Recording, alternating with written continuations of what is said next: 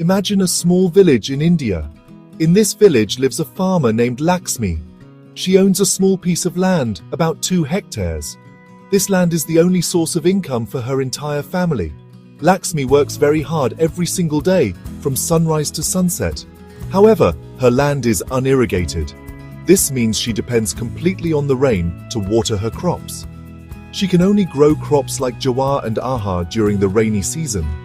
This is a big problem because the rain is not always reliable.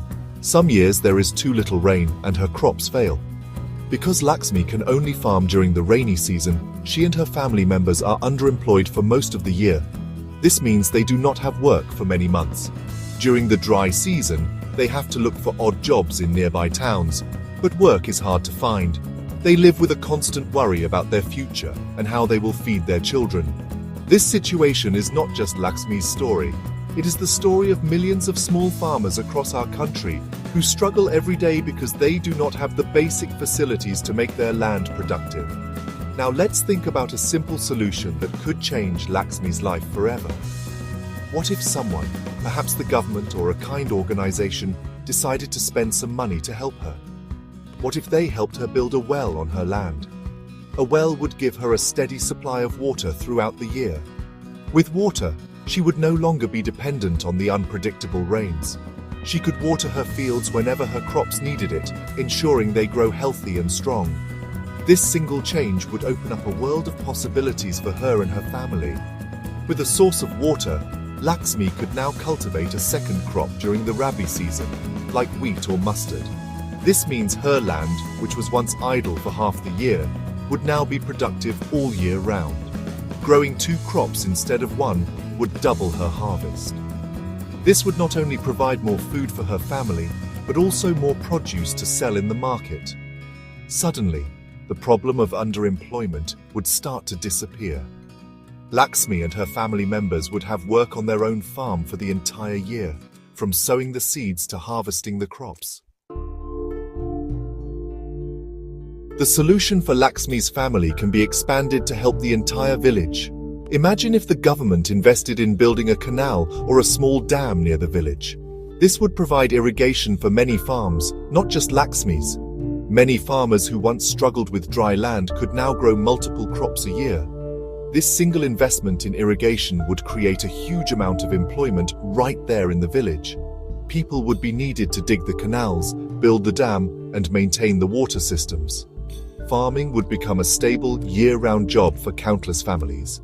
This increase in farming activity creates a positive chain reaction. When farmers like Lakshmi grow more crops, they need more people to help them. They will employ more laborers for sowing, weeding, and harvesting. Within 1 or 2 years, a project like a new dam can create employment for hundreds of people in a rural area. The fields that were once barren during the dry season would now be green with life. This not only makes the farmers wealthier, but also makes our country more food secure. Every drop of water used for irrigation is an investment in our nation's future. But growing more crops is only half the story. The farmers need to sell their extra produce to earn money. For this, they need good roads and transportation. Many villages in India are connected to towns only by rough, unpaved roads. During the rainy season, these roads become unusable. Farmers cannot transport their vegetables, fruits, and grains to the market in time. A lot of their hard work goes to waste. Building all-weather rural roads is crucial. Better roads mean that trucks and minivans can easily reach the villages to transport the produce. Improved transportation creates even more jobs. People can start their own transport services, buying mini-trucks to carry goods from the village to the nearby towns and markets. This creates employment for drivers, helpers, and mechanics. It also encourages trade. Shopkeepers in the town will get a regular supply of fresh produce, and farmers will get a better price for their crops. Good roads connect the village to the world, bringing opportunities and prosperity. They are the arteries that carry the lifeblood of the rural economy, ensuring that no one is left behind. For farmers like Lakshmi to take full advantage of new irrigation and transport facilities, they need one more important thing: money. To cultivate a second crop, Lakshmi needs to buy good quality seeds, fertilizers, and pesticides.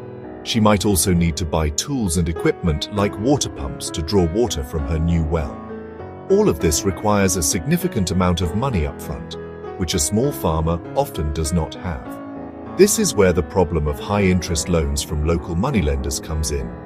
These loans can trap farmers in a cycle of debt that is very difficult to escape. This is why providing cheap agricultural credit is so important.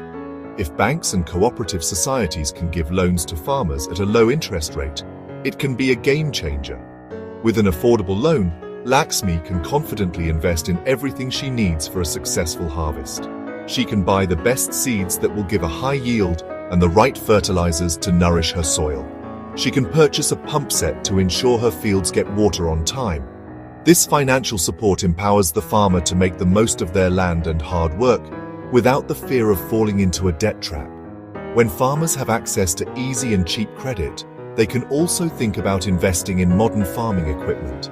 Imagine if a group of farmers in the village could take a joint loan to buy a tractor or a thresher. They could use it on their own fields and also rent it out to other farmers. This would not only make farming more efficient, but also create new sources of income for the group.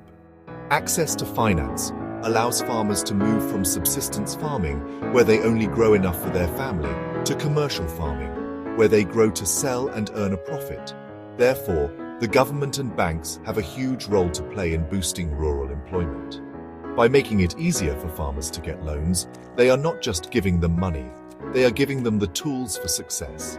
They are helping farmers stand on their own feet and become small entrepreneurs. This financial inclusion is the key that unlocks the full potential of our rural areas. When a farmer prospers, the entire village economy benefits. The money they earn is spent in local shops, creating more business and more jobs for everyone. While improving agriculture is the first step, we must also look beyond the farms to create more diverse jobs. Many of these new opportunities can be created in the semi-rural areas, which are the small towns located near a cluster of villages. These towns can become hubs for industries and services that support the growing agricultural economy. For example, if many farmers in the region start growing more pulses like arha and chana, someone can set up a dal mill to process these pulses. This mill would need workers to operate the machines, manage the inventory, and transport the finished product. Similarly, as farmers start growing more fruits and vegetables, there is a need for cold storage facilities. A cold storage unit allows farmers to store their produce safely for a longer time, so they can sell it when the market price is high. Building and running a cold storage facility creates many jobs, from construction workers to technicians and managers. These industries add value to the farm produce and ensure that more of the profit stays within the local community, rather than going to big companies in distant cities. This creates a strong and self-reliant local economy. We can also promote other small-scale industries in these areas.